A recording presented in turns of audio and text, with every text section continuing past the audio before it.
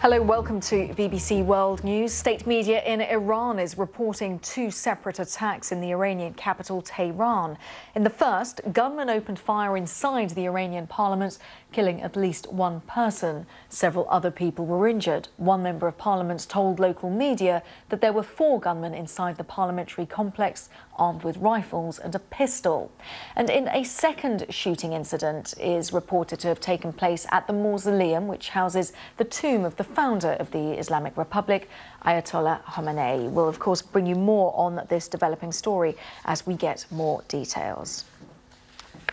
We're going to go back to our developing story, the gun attacks at two different sites in the Iranian capital, Tehran. Now, gunmen stormed the Iranian parliament, killing at least one person. And in that second attack, a gunman reportedly shot at the mausoleum, which houses the tomb of the founder of the Islamic Republic. Let's talk to Rami Rahayem, who is in Beirut for us. Rami, I know that these are, we don't know that much, but what do we know, Rami?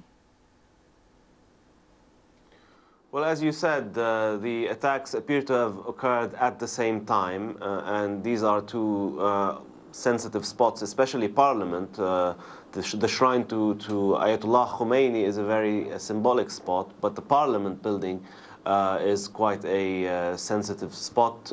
So apparently these must have been thought-out attacks by the attackers. Having occurred at the same time suggests that they could be coordinated. We heard that one of the attackers has been arrested alive, and there are reports of one attacker at the shrine having blown herself up. We heard, obviously, that the attacker was a woman at the shrine. So we are talking about what appears to be a planned, coordinated attack in the Iranian capital.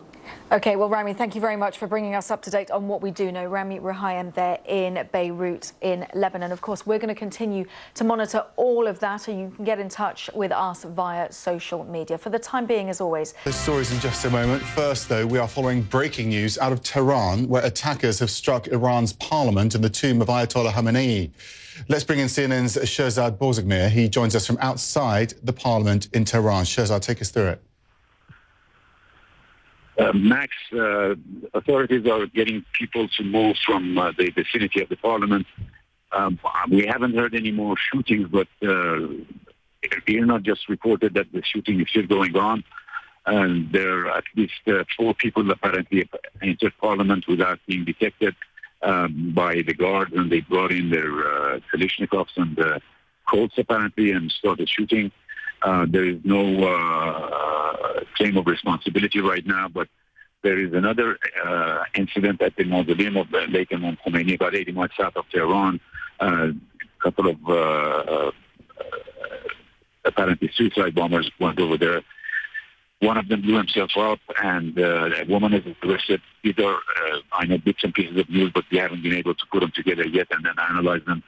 Nothing has been fully confirmed yet, except that there has been two incidents, one in Parliament, one at the mausoleum of Imam Khomeini, and apparently Daesh has taken responsibility, according to one of the local news agencies here.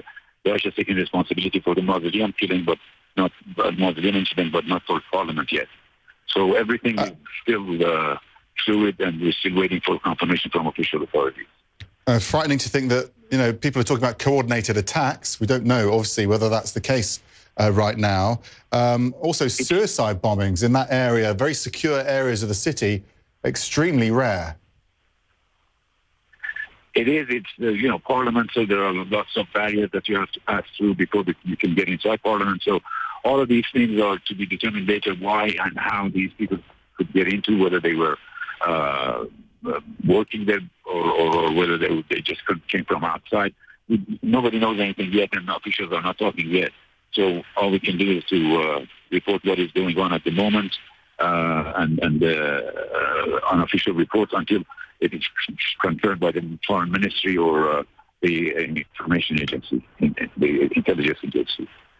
OK, Shehzad, outside the parliament in Tehran, thank you very much indeed. With that ongoing situation, we'll bring you updates as they come into us. CNN has learned, meanwhile, that Russian hackers may be responsible for one of the biggest crises to hit the Middle East in years.